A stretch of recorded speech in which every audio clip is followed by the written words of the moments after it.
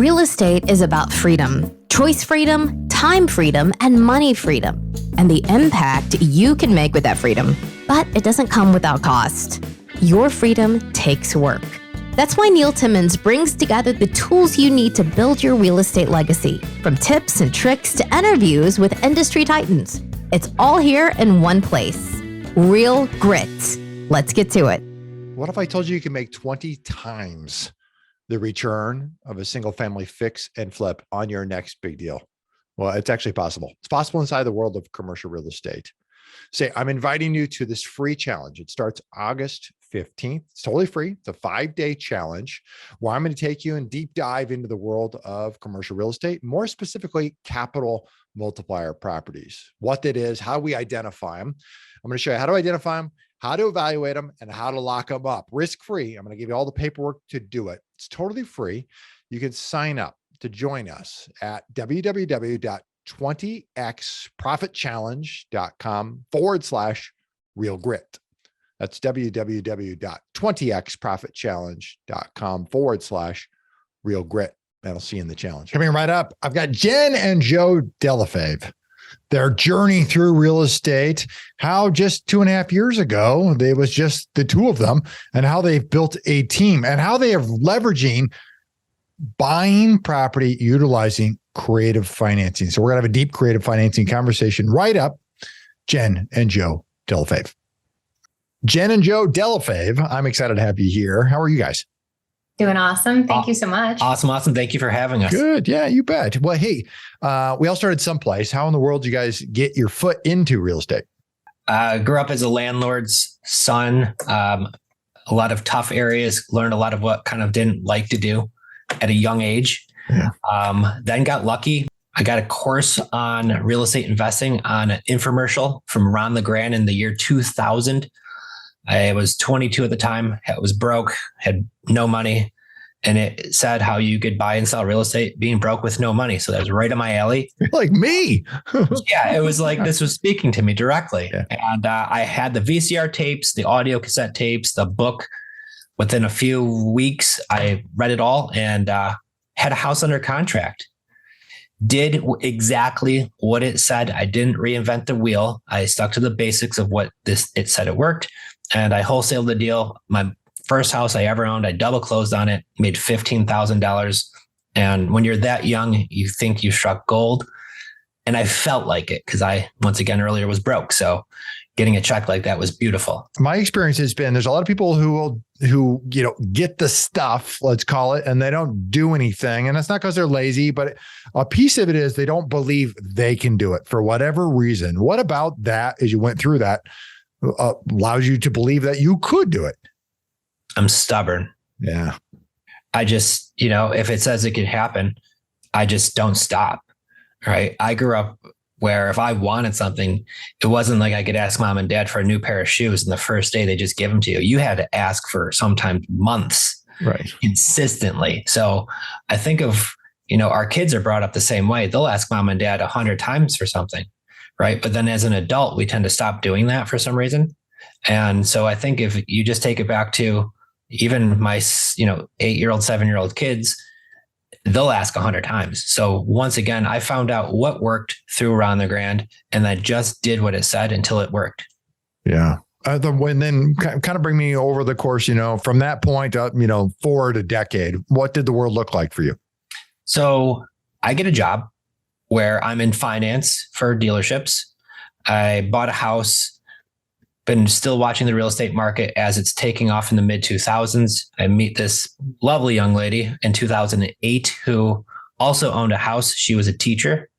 And in 2008, when the market was really taking a big snap, that's when her and I started buying houses together. And that was one of the first email exchanges. Was he told me he wanted to do some work on a house, and I'm like, why would you want to do that? I would, Fixer Upper. All those shows weren't around back then, but he was already, in January of 2008, like ready to get going with the housing again. So we started buying some properties. Then we didn't know what BRRRR was, but being in finance, I knew everybody at banks, so I had access to cash. I would do the BRRRR. I didn't know, but that's what it was. Yeah. And we were scaling that way. And then realizing at one point, the banks will kind of shut you down or at least slow you down, make it really hard. And the whole process was really just kind of a pain anyways, because it's months of work for one property. Yeah. And then we started looking for other alternatives, and back to Ron LeGrand, here he comes again, full circle 2016. He talks about what he calls the pretty house business, which is basically creative finance of all the different ways to buy and control real estate without using banks, without having to get your credit checked. At this point in my life, I've got great credit. I've got great jobs. I've got the money. Yeah. So it was way better, right, than it was in the year 2000. So this is where we found that advantage and just started, once again, doing what he said, and it works. And so we were able to scale from there. Looking at every deal as a case-by-case basis, but knowing I have this tool in my toolbox was the game changer for us. And then after we realized that, you are correct, we really started diving in deep in there. So a lot of the deals that we'll make qualify for a cash deal, right? The numbers all work well, but sometimes those sellers are even open to creative on that side too. So we make sure we ask 100% of the time now as a part of our process, and no lead goes untouched, right? Yeah. So what I heard you say was two things. One, that you look at every lead with eyes wide open. You're trying to monetize every lead in any which way you possibly can. Yeah. And we find a lot of folks who they want to sell their home. They're in a situation. And some of these folks just bought a house a month ago, 4 months ago, 6 months ago, a year ago.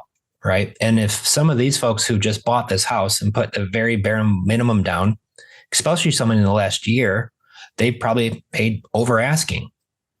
Right. And as the market is turning right now, some of them are trying to list on the market and they're not selling. They can't even sell it for what they owe. They're in a situation where these folks who need to sell, cash doesn't work. So what's the other alternative for these folks where cash doesn't work?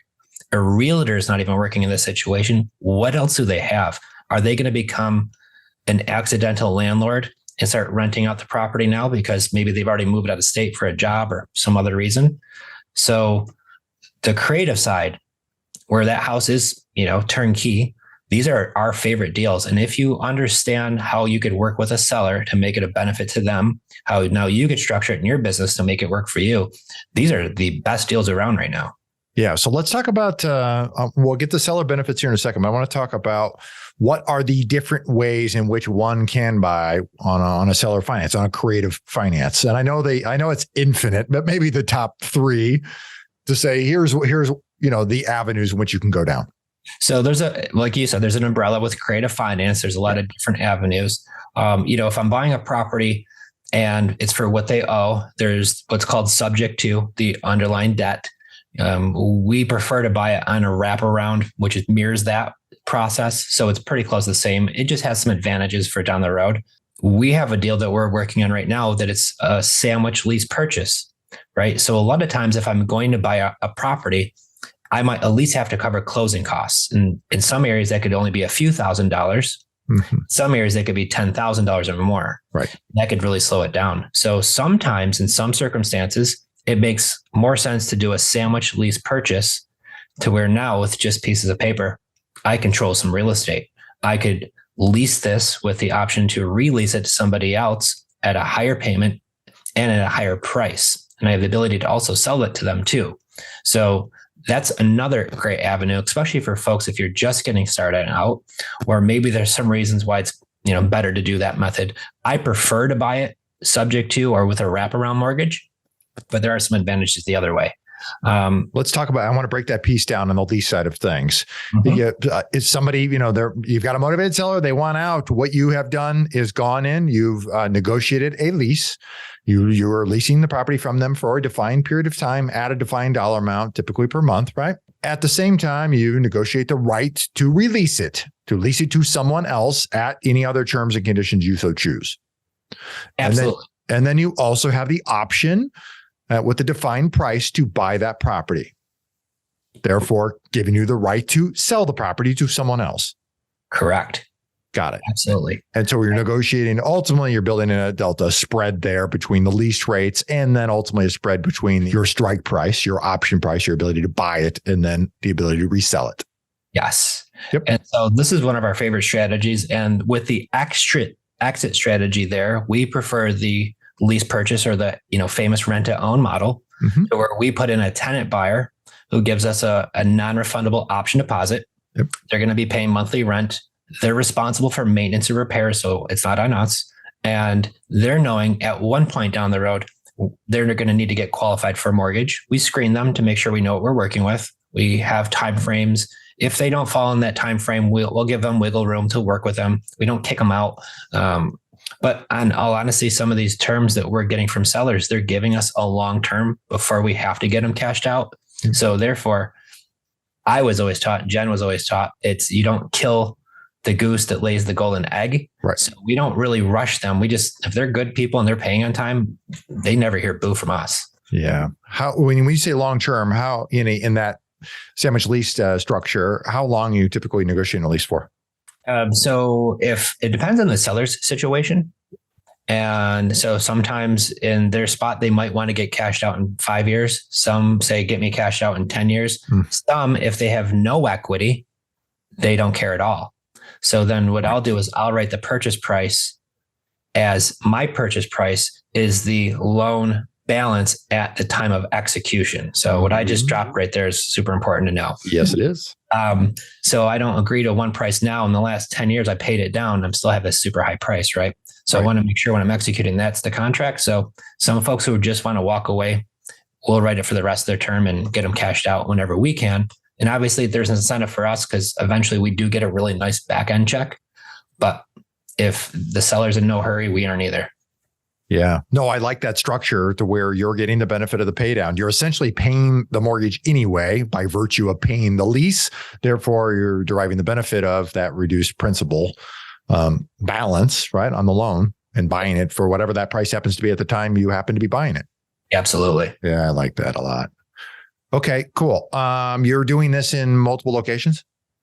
Yeah. So we do a lot of our marketing all online through social media. We are averaging around 130 to 150 incoming warm leads a week. Wow. So through that, we have a team in the US and our job is I was at the office today, popped out to come here for this. So I'm happy to be here because it's beautiful. And I got to skip out on a Friday. So I'm thrilled to be here even extra. Yeah. But we have an office here in Florida and we filter through these leads as they're coming in. We're doing all of the follow-up through automation. So all of the old leads that are coming back in, there's a lot going on. It's like I'm swimming in the ocean and people are pouring buckets of water on our head is what I compare it to. Yeah. But it's a grateful thing. So we are sifting and looking in all states. So there are a lot of these states that we're getting deals from and a lot of them that we're going to close in. And then there's sometimes we might find a really good deal in a state that we haven't done business or we know friends that are there and we could assign it to them. So we do those often as well. In a state that's not yours, right? Not Florida, someplace else, you buy a deal and you take it down on a creative finance structure. How do you fill with a tenant with a contract buyer? So even when we were doing deals in our own backyard, we were doing it all virtually anyways. Yeah. Even during the pandemic, if we bought a house on terms, we never saw it. We take photos. All of our houses, we've only been to a handful of them. I don't go to them. So even to this day, you'll really hardly even catch us going to the houses because what we'll do is we'll buy them virtually. Videos, photos. And then what we do is we have a team where with these photos, we're putting them all online. We put signs up in areas. We'll have a lockbox put on the door. We'll do virtual tours while showing the property. Yep. And then once we find the right person, we send them the paperwork. They have it closed with an attorney and then they move in. We never see them. They never see us. It's been wonderful. Wow. What does the team structure look like? So when you do message us, 2 of our team members are in the Philippines and our opening script is really not a fancy script. It's a list of questions. We call it a script because I have to call it something, but it's a list of questions that we've designed where they're a little super easy and then they get a little bit more detailed as it goes on, but there's only maybe 12 questions. So it's not hard. Once you get quote or you reach out to us some way, our VA's job is one task, and that's to get all of the answers answered and then pass them along. Mm-hmm. Next, we have our acquisition team. Our acquisition team is now going to filter through those conversations, kind of sort them into 3 different columns of the really know what's going on in this situation. Somebody who's just, I want to know what my house is worth. We had one today. The guy wants 1.8 million for his house in Florida, and he just bought it for 500,000 2 years ago and did nothing to it. And it's not even worth half that. But with that goes into a special column for those people, right? Not an emergency. Then I have the folks who are saying, yes, I have some motivation going on. I have some pain going on. I'm open to selling for cash or finance. We book that with a closer. And one of our closer teams, including myself, will call that. We'll iron out the terms. Then we have the middle category of either people who said maybe, or they've said no, but where we sense there is some pain or motivation. And maybe if they had a little bit more clear understanding how terms works, it would be a good fit for them. And that's where the acquisition team gets on a call with them.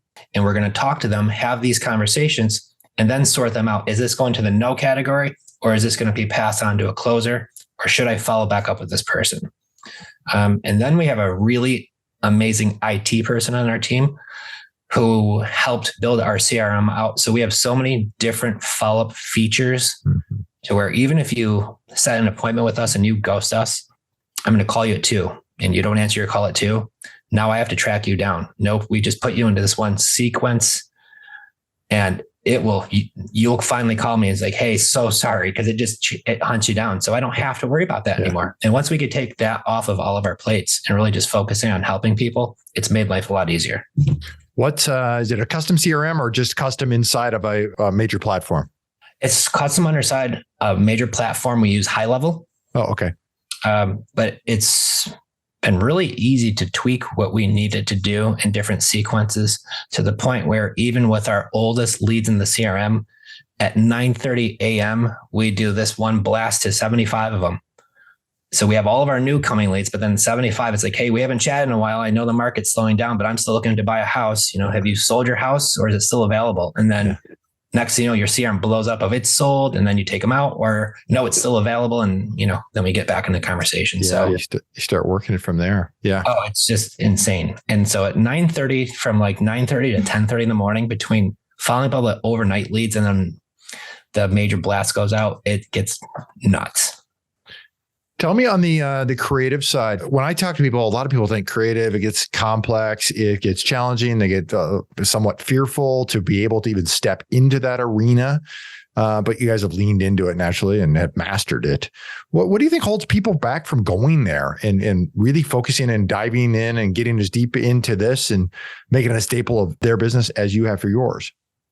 So it's understanding the fundamentals of how it works. It's understanding the structure of how to structure what's a good deal or what's not. It's understanding how to ask the right questions to the seller.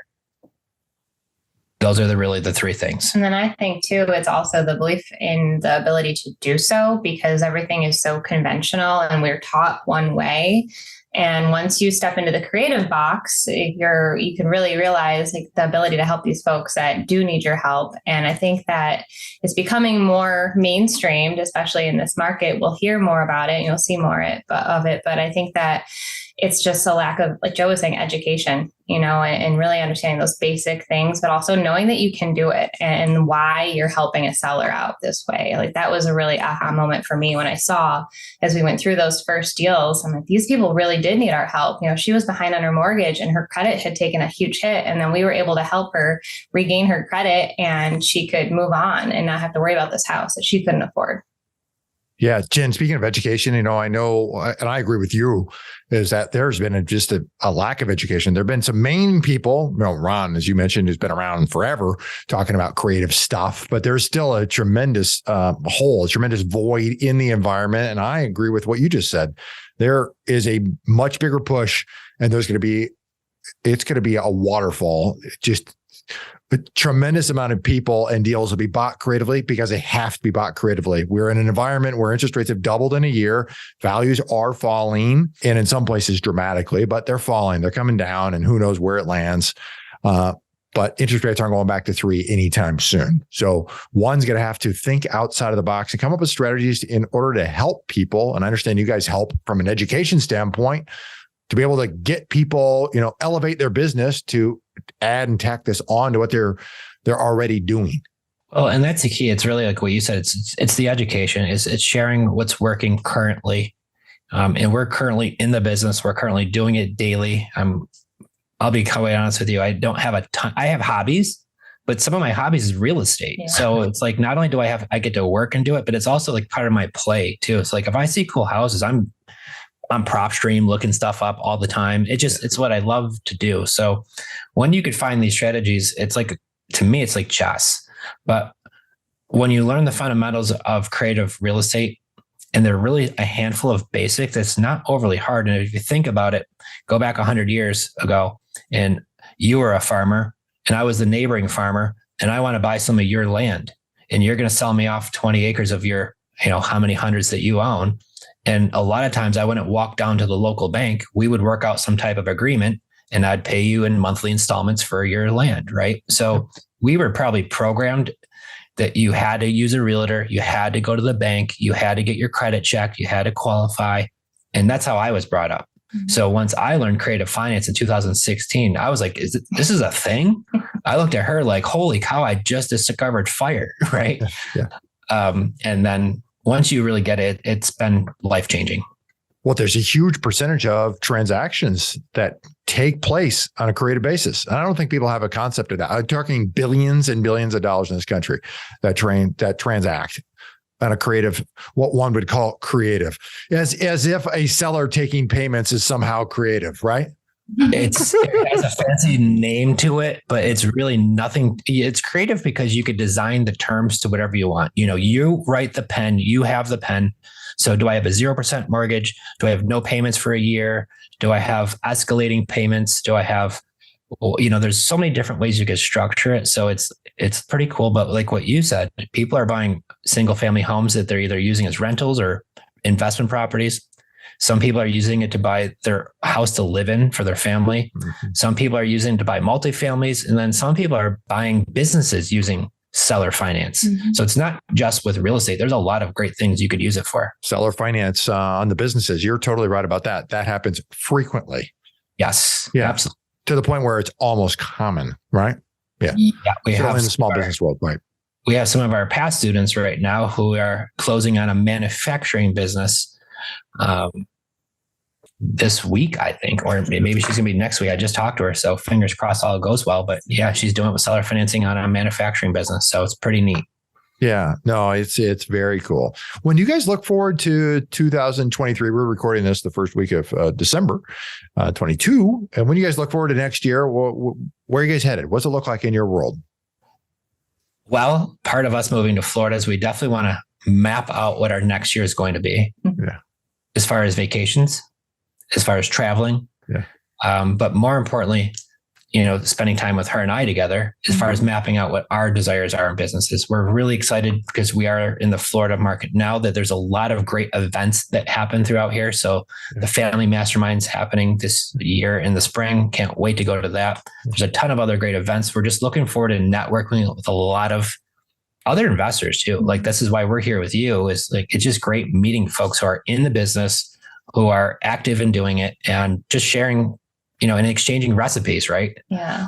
I just got back from a women's retreat as a Wire community, and it was literally life-changing, like getting into a house with a bunch of women who were like-minded, and it was just the energy and the amount of aha moments that happened there was absolutely incredible. And I came back and I was like, we're going to do this, we're going to do that. And we just started taking action in it, So on my radar, I definitely want to be hosting retreats, be attending more, and getting in person a lot more as well. Because like Joe said, during the pandemic, we were very much at home and did a lot of virtual, which most people did. But now it's time to go out and live and explore. And really, we also homeschool. So I'm really looking forward to traveling with the kids. I have Europe on my vision board. I'm not sure if 2023 is the year, but 2024 definitely is get them over there for a month or two, right? And to have that ability to have that little bit more freedom. So right now it's growing our business down south of Tampa, really getting people in place down here. We're really looking forward to expand and grow for sure. When did you guys make the permanent move? Just July. Oh, okay. A handful of months ago. Yeah. So we are your typical Floridians that we came down here for vacation in the spring. Yeah. Literally, it was for 1 month, and then it turned into 3 months. And then we're like, we're not going back. Went back up to New York, sold our stuff, our 45 house. 45 days. I highly do not recommend doing that. It was a little insane, but I wanted to be back by my birthday, and we made it. July 25th, we were back down here celebrating. So, wow. That was great. Yeah, no, that's really incredible. And it also speaks to the power of when you do what you do have the ability to do it anywhere, you have the choice to live any lifestyle you choose. Well, and I'll be honest with you, when we were in upstate New York and Jenn had her teaching job when we first met, and I was working in the dealership in the finance office, we had dreams of moving to Florida, but unfortunately it wasn't like, like everybody else at upstate. It's like when you retire. Yeah. Right. Right. So I'm way far from retiring. Right. So that's why this was a blessing. When COVID happened during the pandemic, my job was paying me very, very well. And Jenn walked away from teaching to be with our kids growing up. And they closed the dealerships when we went home. This is when we decided to not do it part-time, but to go full-time. And then since March 2020, we've grown full-time, grew a team. And that's where our business just really changed. And if it wasn't for Creative Finance, where we could buy all these houses without using banks and not using, a ton of money in all these different ways, this is what made everything work so amazing. And then having the ability to travel and to move and to work anywhere, we just work down here and we're like, wow, our team is doing fantastic while we're in Florida. While we're here working, it's not vacation, we're here working. Right. But I said, if we could do this here, we could do it anywhere. Why not move and go back to the freezing cold? But it's so important to note, like, we're here today, but it was just Joe and I, like 2020, March, April, May, June, July. And one of our mentors was like, you have to hire people. You guys are not going to be able to do this full time without doing a couple of key things. And that's when we took the initiative and, first hired a couple of people and then slowly but surely grew our team. So I feel like it's important to say that it's not like it just happens overnight. It took years to get here. And there were like seasons of hustling and grinding. And then there's also where you can kind of pump the brakes a little bit and realign and then go full throttle again if you want to get to that next level. So it does take efforts. I like the word you just used there, a season of hustling and grinding. That's not a world to live in. It's not an environment to live in. It's a season to live in. Yes. Yeah. No, that's terrific. Now I understand you guys coach, you guys teach for people who, on the creative side, in a big way. So tell me a little about that and what you guys have coming. Yeah, absolutely. So we love giving back. We love going live every Tuesday. We go live in our, I guess it's in a Zoom, but Creative Finance Playbook with Jenn and Joe. And then we throw it up on our YouTube channel. So that's our website, Creative Finance Playbook. And we have some little things to dabble in if you're interested in more education pieces. We do private mentoring. We took a pause right now just so we could really focus on rolling this really exciting program that we're going to have launching in January. It's going to be a 3-month Creative Finance Playbook program. So we'll really walk you through from mindset pieces. So talking, like you said, how do you even get into the frame of mind of doing creative, all the way through, what to say to the sellers, what these deals look like, breaking those down, exit strategies, and so much more. So we're really pumped for that. That's exciting. It's going to be, that's some fun stuff coming. Yeah. Talk to me, when you guys look through down the next couple of years, do you guys have any goals from a X number of units? Or is it really striking a balance between what you want to do, how you want to live and work? So we definitely want to, and I'm your typical, workaholic, like I was saying earlier. So I really want to work on a balance of work. And I think what happened is we were working from home for a long time. Yeah. So home, your office is always home. You're always at the office, right? Correct. So moving into an office made us much more productive. So the days and times I'm at the office, which is the Monday through Friday, at that time, I'm 100% focused. Not on taking the dog out, not taking the kids for a walk, right? I'm at the office and this is what we do. But then when I leave the office, I'm able to really focus on not doing work, right? So our goal, no matter what, for next year, with the way that the economy is changing, to do 100 deals next year, I don't think it's going to be extremely challenging to do. And I think it's going to be a lot easier to do, especially with the fact is a year ago, folks were just saying, Joe, I'll put my house in the market. It's going to sell opening weekend for $30,000 over. Correct. That season's long gone. Yep. So now for those folks who can't do that, what all alternatives they have. So we just get real good at getting in touch with these folks and being nice, knowing how we could help them.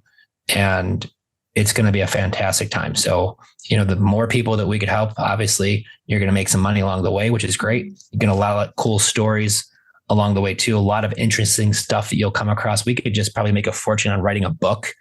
That's one of my goals. I definitely want to write our stories down. So I just feel like there's a lot to share for sure.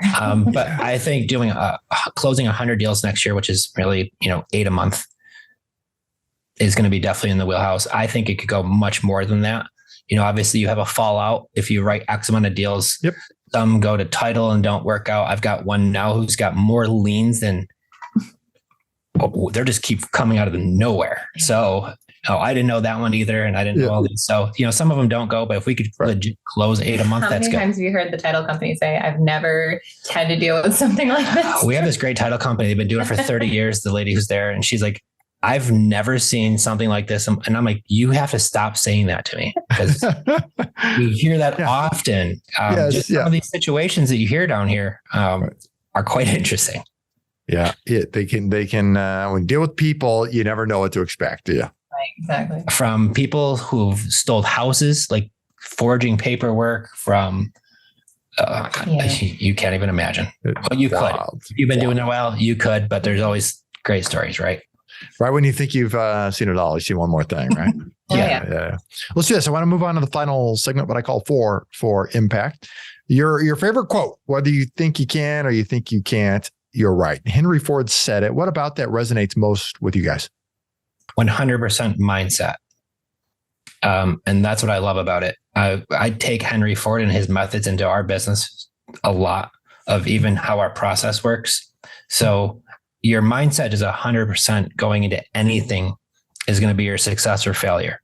And if I think I can do this, and I put the action behind it and put the plan behind it and plan and do all the right things, I can do it. So I have the mentality, this is going to work no matter what.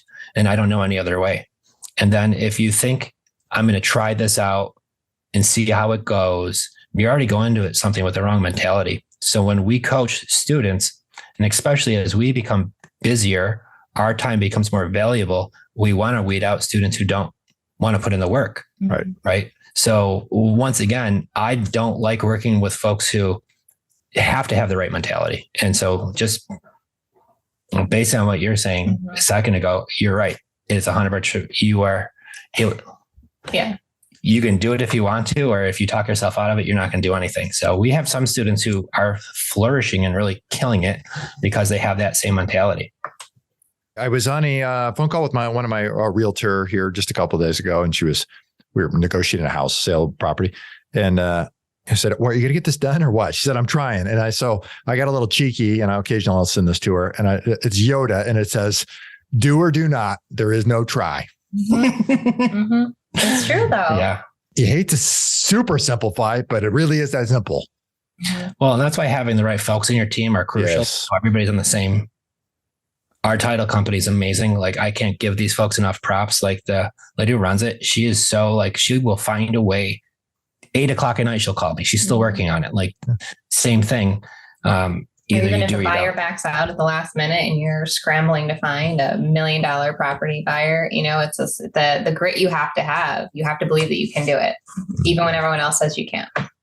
Yep, there's no doubt about that. What do you think holds most investors back from hitting their personal next level? Probably not having a mentor or a coach, I would say, because if you're not surrounding yourselves with those who are doing more and actually doing the business, then it's easy to slip into the comfort zone or just to kind of be average. I really believe in that. Like, the company that you keep, that's where you reflect. Well, and these folks have blazed the trail. Yeah. So they've laid out the blueprint of what is possible. So all these other investors that I see who are doing way better than us, I love seeing that, not as a bad thing, but as this is what we can do too, because what you're going to realize, nobody's special. We all get dressed the same in the morning. Yeah. We all brush our teeth. We all do the same stuff, right? Whatever they can do, you can do too, if you have the same mentality and the same knowledge and things like that. So use it as an example of what you can become too. So I look up to these people and look into them of what made them get to where they are. Rather, I'm paying them to be at their coaching programs, right? Or reading their book or whatever it is. But this is the case. Most people just quit too soon. It really is that simple. That 3 feet from goal. We love Think and Grow Rich, and I'm rereading it right now. And so just that whole notion of you were right there And if you quit, like you'll never get it. But if you just keep pushing a little further, like you will get it. Just keep going. Yeah. What I read some piece the other day. It was like, how does a company become the biggest company in the industry? And it's as simple as they survive. You just there are time periods where you just have to be around long enough. And what's the old saying? The harder I work, the luckier I get. Right. If you're just around long enough, just things happen. You're like, I can't believe this. It's incredible. If you look at Apple stock in the early 2000s, guys, you'd be really shocked at what the prices were. Correct. You'd be shocked. Yeah. No, you're totally right. For both of you guys, outside of real estate, what are you most passionate about? I would say spending time with my I was family. going to say the kids. I was a teacher. And so being able to homeschool them and just watch them grow into these amazing human beings, that time is really important to me. Well, how old are the kids? They'll be 8 and 10 in January. All right. Fun. We're taking them to Disney for the first time next week. We're so excited. Oh, good for you guys. Yeah. I've got to work with a lot of successful people. And the one thing they all say is that they missed their kids growing up. Yeah. And when you're older, the kids have moved out, you can never get that time back. Correct. And so I really try to focus on, because I'm a normal human and you forget to stop and smell the roses. So I really try to make sure, like, I stop when I walk out of the house in the morning. I'm going to go speed through traffic to get to work. And I'm looking at the sunshine, like I'll stop and I'll pause for a minute and just smile, like how happy that, we're blessed to have this. And then spending time with the kids just to do the fun things. That's really what I'm passionate about, that and cool cars. I love cars. Do you have a fun one? I've had plenty, and then went to more of the family mode right now. But now that we don't have snow anymore, I'm plotting what the next one will be. So, you got broad exposure, I would imagine, being in the car business for many years as you were. Yeah, I don't have any habits but cars. So it's like I always equivalent to being an alcoholic working at a liquor store. Because you love it all, right? So for me, it was seeing all of these cars and being around them my whole life. Very expensive. Yes, habit. Yeah, it is a spendy habit. There's no doubt about that. But it's worth it. What's your favorite way to make an impact in the community? So actually, it's so funny you say that. We've just moved to Florida, and what we're going to start is it's a sneaker program for kids. I grew up at times where my family was struggling, didn't know. So in upstate New York, we had a lot of snow. You get a lot of rain, especially all year, just about.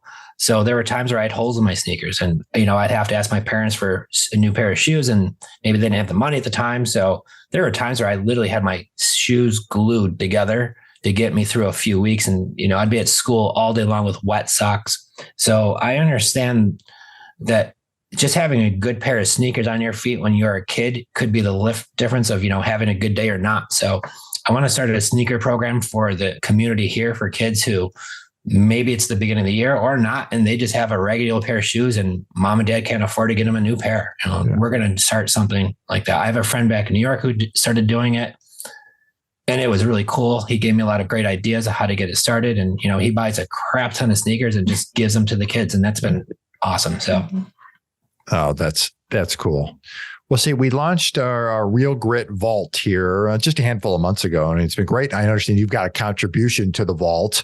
So the cost of entry sheet into Creative Finance deal, that's your contribution vault. Tell us a little, and the listeners a little about that.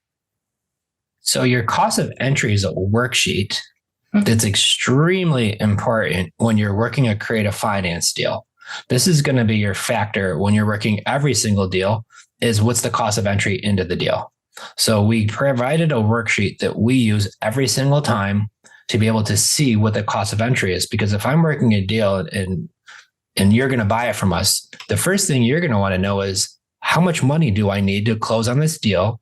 And then what's my rate of return on my money? So I need to be able to provide you those things. So cost of entry, if a seller wants $5,000 down or $10,000 down, it's not just that. You've got closing costs, holding expenses, insurance policies. So we have this worksheet that we designed that will touch on all of these things. And once you add it up, there's your total. And then when we're analyzing and underwriting a Creative Finance deal, when I'm pulling rental comps, I need to know what I'm going to cash flow. right? I need to know what the cash flow is, and then we work a cash on cash return. But the very beginning of it all is, having your rental comps, knowing what your payment is that you're going to be paying, and then your cost of entry is going to be key. So when you're going to be either selling me a deal, or I'm going to sell a deal to somebody else, I'm going to sign it, or it's for yourself. These are the things that are important to know. No, it's great. Tremendous contribution. I know it's people are going to get a lot out of that. To get that, www.realgritvault.com. You guys can get that there. Say, for anybody who wants to find you guys, they want to follow you, they want to learn more about you, where can they go? What should they do? Yeah, absolutely. Our website, again, creativefinanceplaybook.com, and that should pop up with our YouTube channel. And I'm on Instagram a little more than this guy, but he's on there too. Jenn Delle Fave, Joe Delle Fave, Joseph Delle Fave. We're on Facebook, and then we have a great community on Facebook with almost like 3,000 people in our group that are chiming in and learning about this. So, there's no stage of the game that you are not welcome, whether you're brand new or you've done a million deals and you just want to learn creative. It's a safe zone there, I like to say. Yeah. And the Creative Finance Playbook with Jenn and Joe is a private Facebook group. Anybody's welcome. But that's where a lot of the deals that we're making, especially the ones that we're going to assign, we share them in that group. Mm-hmm. We do free education piece every Tuesday where we get on a Zoom and we go over various topics of either how we're finding these deals, a lot of the recent deals we've made. So we've explained to the audience, how we found the lead, how we structured the deal, why this turned into this deal, and then what's our game plan with it, or what we've already done with it. And we share these real examples. And I always feel like the best ones are the ones that you're currently working on. And every week we always have a lot. So we have a lot to share. So that's been really great too, because a lot of the folks who attend these Zooms are also buying our deals. So we're training and teaching them how to make these deals on their own. But part of it is we also assign them and give them to them on a silver platter already buttoned up, which they also love. So help educating, teaching has been. Yeah, it sounds like a benefit on top of a benefit there for folks joining the group. They get to learn how to do it and then play them, pick up a deal from you and just go straight implementation. It's great. That's the name of the game, right? We got to educate them. And then when they see a deal come across the screen they might say, hey, I want that one. Yep. And we walk them through the process. We have a great transaction coordinator on our team, Chelsea. We didn't even finish our team, but yeah. But so our TC is amazing. She is like non-stop. Yeah. So, when we do these deals, we make sure that if we are assigning this to a buyer, we set them up for success. Yeah. You're not off on an island by yourself. Yes. No, that's great. We'll make sure all the links you just referenced will be below in the show notes for everybody there. Awesome. Yeah. Jenn and Joe, I really appreciate you guys taking the time to connect up here. It's a tremendous topic. It's a fun story to hear what you guys have gone through. I mean, tremendous success and growth over, 2 years time, somewhere in that range. Just a wonderful story. And then you guys, go for vacation, go for the sun, stay for it all, right? Never leave. I'm not leaving. Yeah. Thanks so much for taking the time to connect, guys. Thank you so much. It was great being on. Yeah. For everybody here at Real Grit, I'm Neil Timmins, reminding you that real estate requires real grit. See you next time.